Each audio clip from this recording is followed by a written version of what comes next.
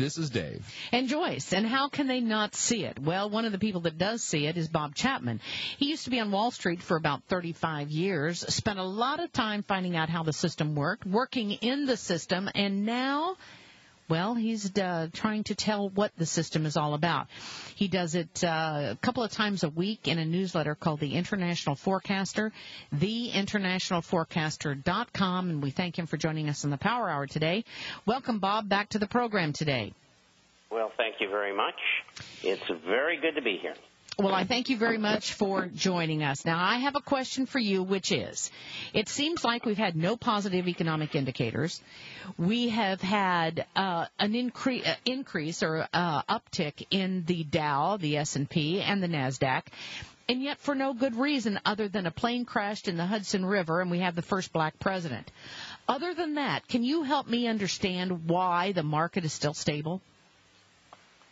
Well, I think it's a combination of factors, but I think the main one is that there's going to be a new president, and we're getting this euphoria, so to speak, among those who don't understand what's really going on. And we also are going to be treated over the next several days to all of the, quote, experts. I've seen some of this morning over the last 5 hours here being broadcast telling us how everything is going to be wonderful.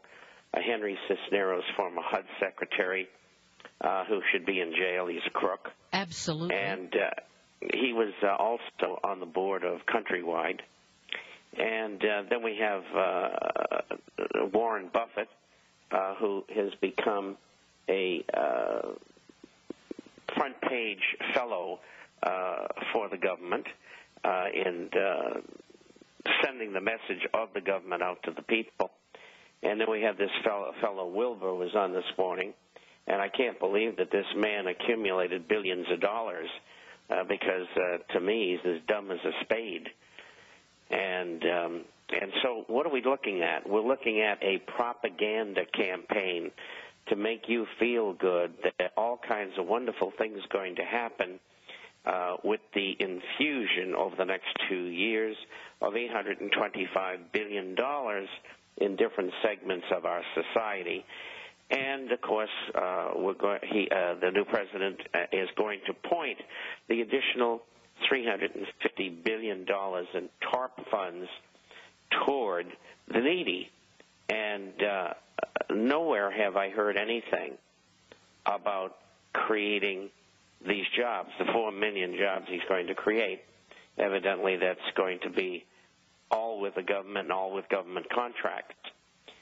What they're doing over a two-year period represents about 7 to 8% of GDP. GDP is about $15 billion a year, and they're going to spend about 1/15 of that, which is about 8%. And so we're going to get a short-term shot in the arm. It'll last probably until September, maybe even not that long, and then it'll die again. And I expect that they'll be back next year doing the same thing, because even if you help business and they go out and become innovative and do hire people, the unemployment that is taking place is phenomenal. And, of course, the figures that we get are not true. They're bogus figures. And I think that the intermediate term unemployment numbers are somewhere around 15%. And I think over the next 6 months they're going to get dramatically worse. And so I don't see any great lift. We'll get that injection. We'll get that sideways movement, arresting the downward movement in the economy and in the stock market, so on. And I think it can only lead to higher interest rates later in the year. Well, I have to look at what's happening around us, and every day we're hearing about more and more layoffs, more and more basically firings. And I wanted to run something by you that Marie brought up to me last night, which was if Circuit City's letting go of 30,000 people and 500 stores are closing, you know, they've got a lot of expensive people that work for them, and those are people that are invested in various programs, 401ks or whatever. that have retirement with Circuit City. Now, what is to stop them, Bob, from, let's say, closing down on Monday and telling everybody, you have no job, we're done, we're out of here. Oh, by the way, pick up your application if you want to be involved in our new ABC electronics store that's going to be opening tomorrow. However, you will get no benefits, no retirement. It's just working by the hour. Now, what's to stop them from getting rid of all the expensive retirement programs and benefit programs, since we all know that children in China who make these things don't get any kind of retirement programs? What's to stop them from getting rid of their expensive employees? Nothing. And they can very well do that. One of the side effects of that is that if I don't know whether Circuit City has an internal pension plan. It's probably a 401k. And the minute they let you go, you can abridge that 401k. You can do anything you want with it.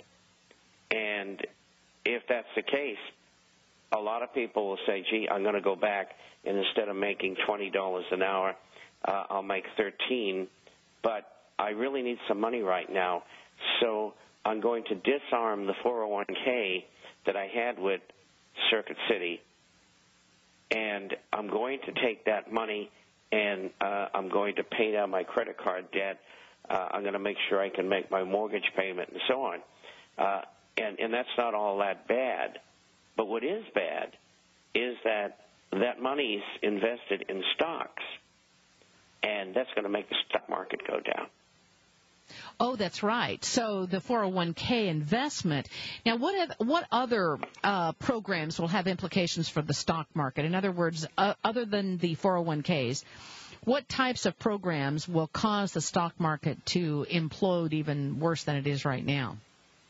Well, I just bypassed a piece of research because it was so long, but the beginning said that the S&P 500 are offside about $450 billion to their pension plan, and they have to come up with the money to do that under present law. Now, if the law has changed, it's different. And all of these big employers who make up 19% of the working public are in these pension plans, they will have to go find that money someplace. Now, there are very limited places they can go to do that. They can borrow money to do it, or they can take it out of cash flow, and one's as bad as the other. And so if the law is not changed, then they will have to start selling things. And among some of the things that they will sell are probably stocks and bonds. And so this is another negative hit. You see that the system has been so corrupted that everywhere you turn, there's a partial short-term solution. But on the other hand, the long-term result is dreadful. And, we have all these rumors floating around based upon statements by a few people within the Washington sphere about what's going to happen. And one of them is that perhaps this surprise that's supposed to happen after the coronation, as Joyce calls it, what might happen is that they may meld together retirement plans and Social Security. And, of course, that would be disastrous. And all of the monies that have been put together into those programs would go into the hands of government. And government, in their quest for cash, would be sellers of the contents of those retirement plans, which are stocks and bonds. And so that's another pressing force upon the markets if, in fact, they do that. And I've received a number of letters on the subject, and I say, I don't know. I don't know what they're going to do, and I don't know anybody else who does. We'll just have to wait and see. But you're going to see a lot of insane things happening. And it's the same kind of thing that happened in the 1930s. And, of course, FDR's program really was a disaster. It didn't work. And sure, we have Hoover, the Boulder Dam and golf courses here and there and so on and so forth.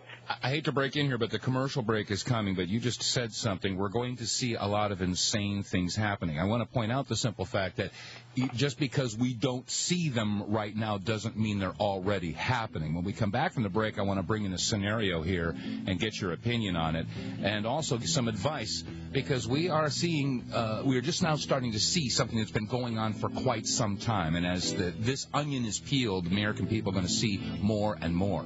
So anyway, we're going to take a break. We'll be back in 4 minutes with our guest, Bob Chapman, international forecaster. This is Dave. And Joyce. Stay with us.